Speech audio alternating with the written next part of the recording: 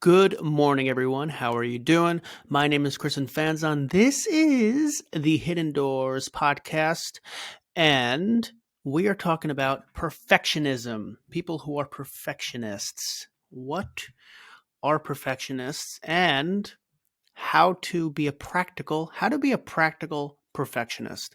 How to get the best of both worlds? Be a perfectionist, but then don't have the negative downsides of actually being a perfectionist. And what are those downsides? At the end of this video, don't forget we're going to share a word of the day. We do this now in all of the videos that I talk by myself. We do a word of the day at the end, so stay towards the end and listen to that word of the day so we can develop our vocabulary together. And if you like this video, give me a thumbs up, hit the subscribe button and the notification bell so you can stay up to date on this channel. And I hope you enjoyed the rest.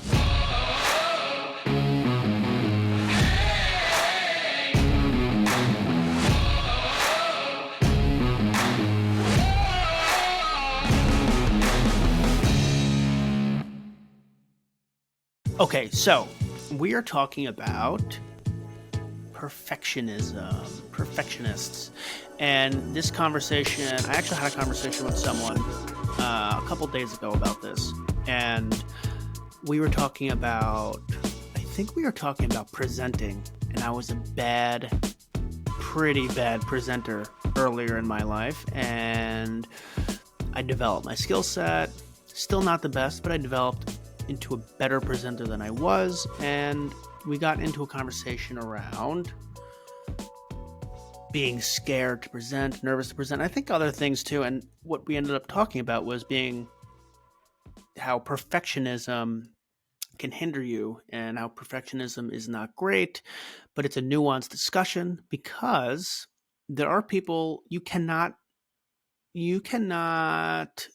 build a good quality product or service or business or relationship or anything if you don't have the desire to make a really, really good product or service or whatever. And that's a good balance because it's not perfectionism, but it's practical. I call it practical perfectionism. How do you make something really, really good that you put a lot of time and effort into it? You think a lot about it. Almost sometimes you might become obsessive about it, but then not have all the downsides of being a perfectionist. I call it a practical perfectionist because I think about like Steve Jobs. He was attentive to every detail. We can't say that he wasn't a successful person. So there obviously is a need to be very detailed, to want to make things perfect, but to not have all the downsides of being a perfectionist. And what are the downsides? So there are a few things. One is when you are a true perfectionist and how people describe a perfectionist, I think there's three things. There's one is you're very anxious. You get very anxious and scared in that moment. You're very anxious and scared. It could be a presentation, it could be a project, it could be this podcast, who knows? But whatever it is, if you're trying to make it absolutely perfect, you have a tendency to get super stressed out and have anxiety. And that in and of itself is it's not, one, healthy for you, but two, it doesn't make you, I think to a certain level, anxiety and stress might be okay, but when it's super high all the time, skyrocket levels, I don't think you perform at the level that you're intending to. So it's almost backfiring on you. You're trying to be a perfectionist, but your anxiety is so high that you can't really think straight and you don't perform at the level that you would have expected yourself to anyway, being a perfectionist. So I think it causes unreasonable level of stress and anxiety levels. Two is because of that, you might even be afraid to take that first step. Think about a project or a presentation or me starting this podcast. If I was overly stressed about it not being absolutely perfect, which nothing is absolutely perfect. And especially when you start something new, it's not going to be absolutely perfect. But if you have unreasonable levels of stress and anxiety and being scared, it's going to be one of those deterring factors that is going to stop and prevent you from taking that first step that is so needed to actually be a high performer at whatever you do. And so that in and of itself is going to stop you from even wanting to take the first step. I talk a lot about taking the first step, how you shouldn't, every single thing that you go after in your life, there's going to be a lot. It could be a big thing, it could be a small thing, but everything that you go after should not be evaluated on this is a pass or fail. And if I fail, then sorry, I'm just adjusting my mic levels. And if I fail, then I'm a loser and I'm going to go crawl in a hole. But if I pass, then I'm a winner and I'm going to succeed at everything. Every single little endeavor shouldn't be thought about like that. You should put your effort in, work as hard as you can reasonably to get the best outcome. And if it doesn't turn out to be the most perfect result, it's okay. It's a learning, it's a stepping stone.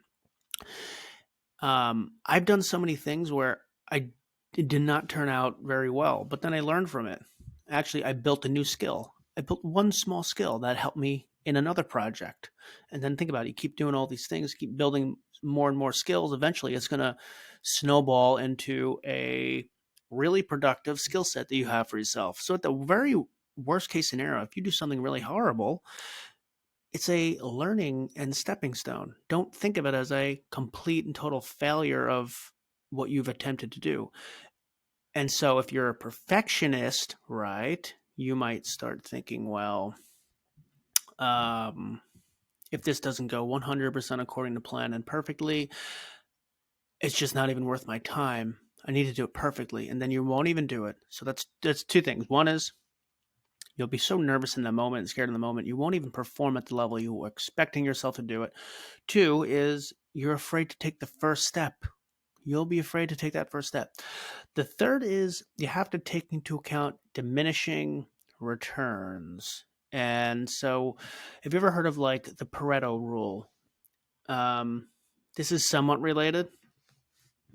It's not 100% related to diminishing returns, but well, let me take a step back. Diminishing returns, right, is let's say if you're looking at input and output. If I keep exercising, I know as an input, my output will be I get more in shape. Now, if I exercise 1 hour a day for 3 days a week, I think I could get in pretty good shape. What if I now do an hour a day for 5 days a week? Maybe a little more. Like take a step back, right? Think about going 0 days exercising, 0 hours, 0 days to 3 days a week for an hour each. So 1 hour a day for 3 days a week. That jump is from really out of shape to getting pretty good in shape, getting in shape pretty well now. Okay, so 0 to 3 days. Now take the leap from 3 to 5. A little bit more in shape. I don't think it's going to be as drastic as an increase as your 0 to 3 days. Now let's say you go crazy and say, no, 7 days a week. Okay, 7 days a week from 5 days a week. It's probably not that crazy of an increase of your health and your physicality and your stamina. But then let's say you go even more crazy and you say, okay, I'm going to go 2 separate times to the gym. I'm going to go one in the morning and once at night, 7 days a week. That is overkill, in my opinion. Maybe there's professional, athletes and whoever needs to be in tip-top shape.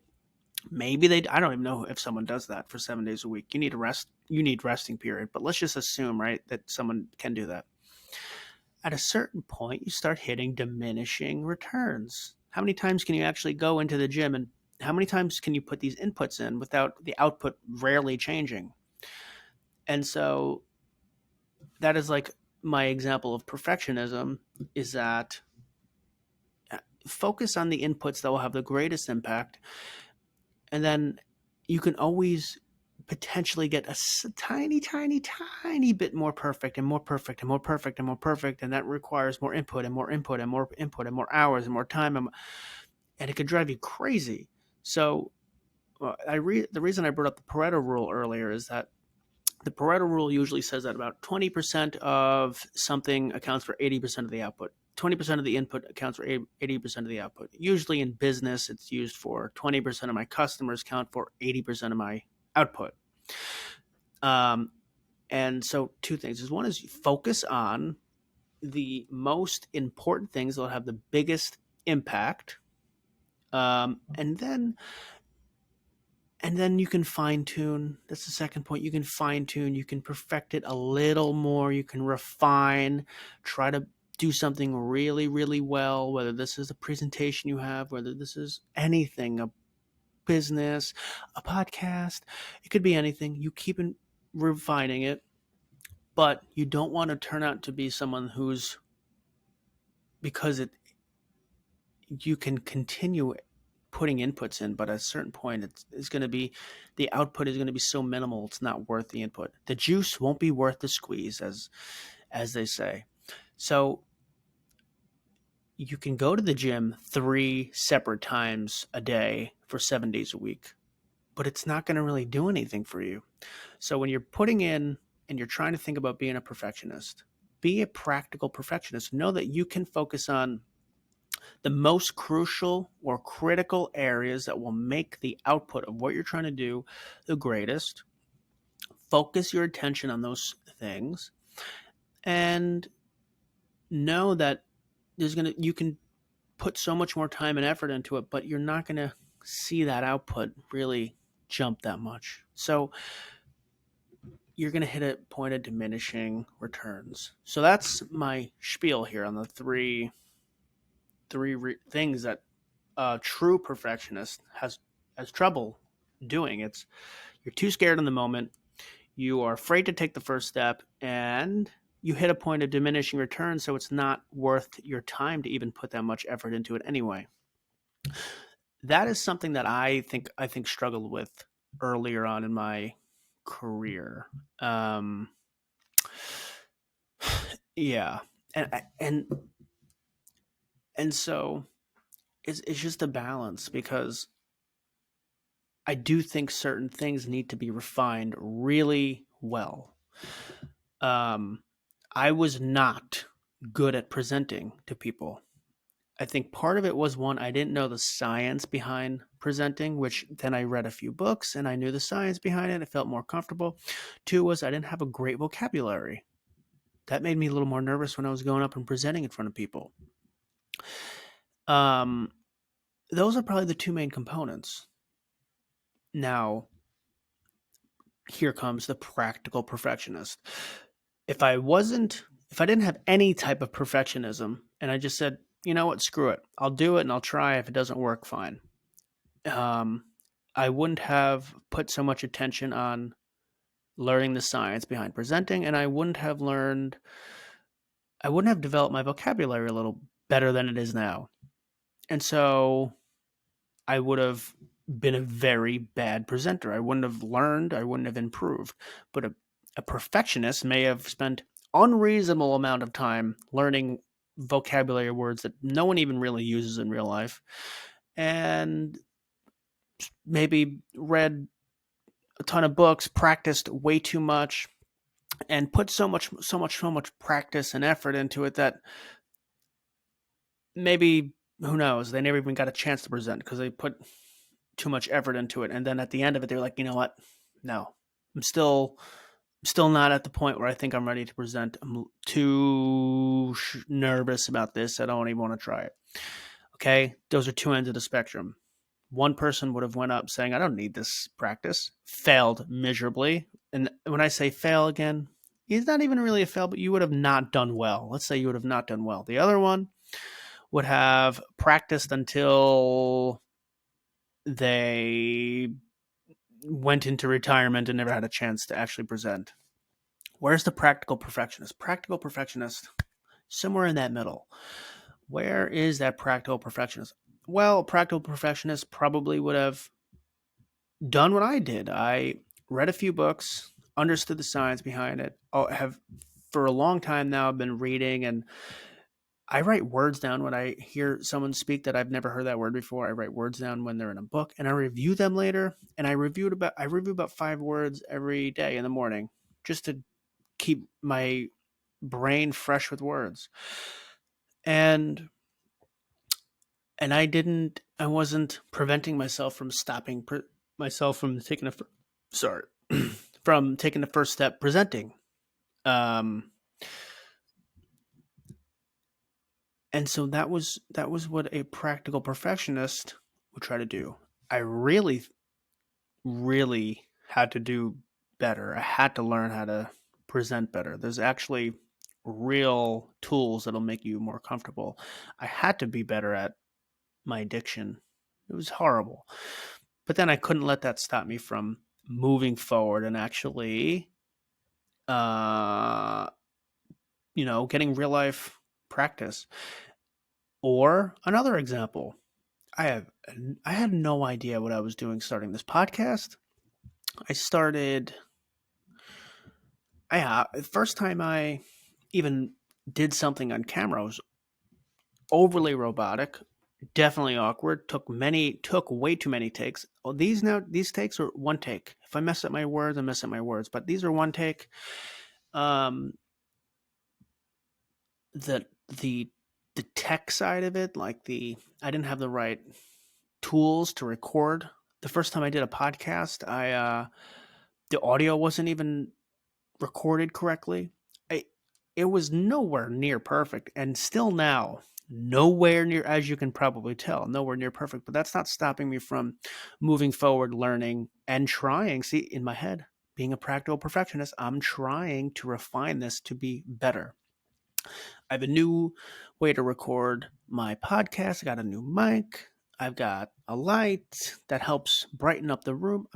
We're finding it as we go, but we're not going to prevent it from stopping us from taking the first step, because that's what a perfectionist would do. So, um, in your life, if you feel like you're on each side of the spectrum, if you feel like you're a perfectionist who's afraid to take the first step, too nervous when you're in the moment, and feel like you're hitting a point of diminishing returns, that you're wasting time because the output does not match the level of input, the juice is not worth the squeeze, then you need to get back into the middle. You need to move more into someone who focuses on the most important things that'll make you better. Continue to refine, but don't spend all your time and resources when the output is really not that high. And don't be afraid of taking the first step, and don't be so nervous when you're in the moment. That might be hard and sometimes, but just know that you gave it your best. Next time you'll be better. If it didn't go well, you'll learn from it. And if you don't ever do that endeavor again, you'll do something else, but you'll have learnings to take from that. From the people who are exact opposite of perfectionists, you still need to want to refine and be the best that you can. You still need to put the time into being better, because if you just think, I'm going to wing it, I'm just going to go up there and wing it, uh, you might say, I'm not a perfectionist, I'll just go wing it. Who cares?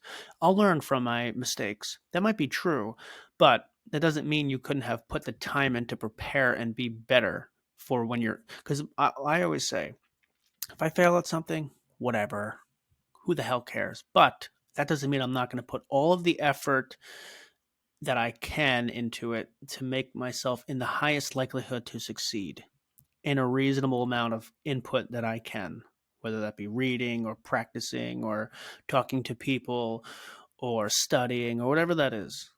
And so if you're on one side, if either side, you need to move more to the middle. If you're not a perfectionist at all, you're the person who wings it, you need to be a practical perfectionist. If you are a perfectionist who's afraid to take the first step, you need to be a practical perfectionist. So I hope that you move there. It'll be better for your life. You'll have better results. And we'll round it off here. I will now share. Let me share the word of the day. What are you? What is the word of the day? So the word of the day is virtuoso. Let me say it. Virtuoso. A person highly skilled in music or another artistic pursuit. And an example is a celebrated clarinet virtuoso. Interesting. So, if we have any clarinet virtuosos out there, I would love to hear some clarinet playing, but I'd like to hear your thoughts on this podcast. And if you liked what you heard, give me a thumbs up. If you didn't like what you heard, comment that in so I can be better next time. I won't be a perfectionist, but I'll try to be better. And if you haven't subscribed yet, please subscribe to this channel. Hit the notification bell so you can stay up to date on this channel. Thank you for listening. Have a good rest of your day.